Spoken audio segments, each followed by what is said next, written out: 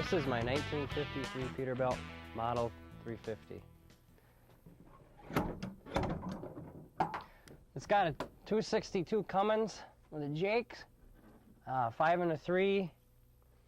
It's got a Rayco 4-spring with a 433 ratio. It's got a nice drone on it, full fenders. I just put the chrome wheels on it after the show in Bloomington. I bought this truck from my grandfather 3 years ago because he sold his place with the shop where he kept it, and I was 16 when I told him I'd buy it, and I didn't have a real job then. I was still in school and everything, and I had to figure out how I was going to come up with the money to buy this truck. And a friend of mine had a little construction business and run some dump trucks, and I drove an old Kenworth on site hauling salt off barges for 2 summers to pay for this truck. Every last dollar went into this truck for 2 summers. I used to ride in this truck in parades when I was 7 or 8 years old, so I've got quite a history with it already before I even owned it. I take my girlfriend out in this down to Dairy Queen on a Saturday night. This is my hot rod. The penguin symbolizes my grandfather's nickname. He drove for Munsingware with the penguin on the shirt, and the nickname later on became his CB handle. My grandma and grandpa have driven this truck to a number of ATHS truck shows. It's even been on the cover of the Wheels of Time, November, December 1988. And here's some of the local shows that it's been to. I had it in Bloomington. It was a good experience. I really enjoyed having a truck at a show and finally participating now that I'm old enough to drive the trucks to the show. Long days, and it was hot, but it was fun.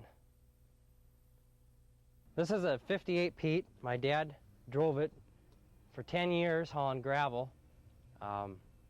He bought it out in Carver, Minnesota from a little construction outfit. And that was in the early 80s, and he brought it home and he put a 335 in it, and so he could run it. He hauled gravel with it. It was real short. It had 190 wheelbase. It had Hendrickson suspension on it. It pulled a little 26-foot end dump. And then the pit closed down in '88, so he went on the road, and I wound up with the truck. And it was pretty tired. You know, the suspension was wore out, the motor was tired, it just needed a lot of work. So I tore it all apart. This was many years ago already. I took all the airlines and all the wiring. I'm going to start all fresh, brand new. And we stretched the frame back out. I put airite on it, and I put the original engine back in it, which is an NHRS 275 with the iron lung. With the Ellis, it's got Ellis split manifold on it. That's what this truck came with. I put the 4x4 married box. You can see the sticks through here. That came out of the International we just looked at. But it's got a 4x4, and then I put a 4-speed auxiliary behind the 4x4. So I got a 4x4x4. I haven't driven it yet, so I don't know how it's going to work. So we're experimenting, and if it doesn't work, I'll just have to take it out and put on 5-speed or something else.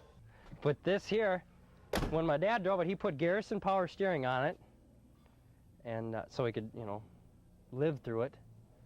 I've got everything hooked up here. I got the fuel lines hooked up, and a battery charger and 2 batteries here, so we could fire it up.